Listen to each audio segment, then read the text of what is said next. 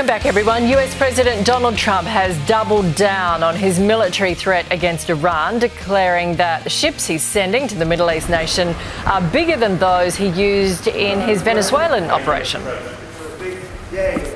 We have a large armada, flotilla, you can call it whatever you want, heading toward Iran right now, even larger than what we had in Venezuela.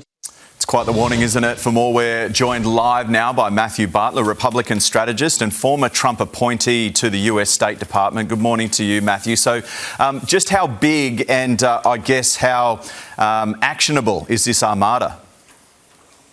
Yeah, good morning, Sunrise. And things are very, very brutally cold here in the U.S., but right now things are heating up in the Middle East with respect to Iran. A massive, as you just stated, military buildup in the Middle East in anticipation of potential strikes against the Iranian regime. It seems as if the president is prepared to take action, but would preferably engage in diplomatic talks. So things are very, very fluid right now, but certainly, again, heating up. So what are the chances that Iran will talk with him? Yeah, I think that's the right question here.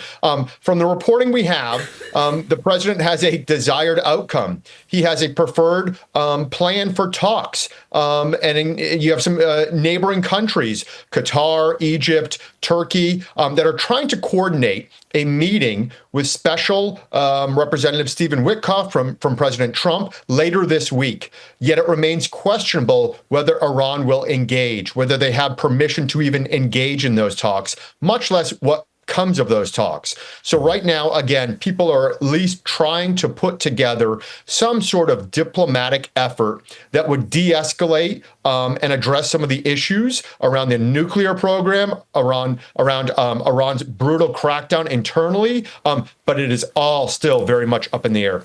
So if a deal can't be struck here, will the US attack Iran? Boy, that's the right question. If they do attack, what happens next? Who takes over in Iran? Does this escalate into a regional war? Iran has said we will retaliate and escalate, and I think there are people in the neighborhood, even Israel itself, that is concerned about how this regime may act out, even if the attacks are only on military outposts, as we saw in the previous 12-day war. So again, how do you address the issues? How do you not escalate? How do you take it seriously? Is all part of the question. Even last week, President Trump appeared to back down because some of those really critical questions of what happens next remain unanswered. Okay. Matthew Bartlett, thank you very much for your time.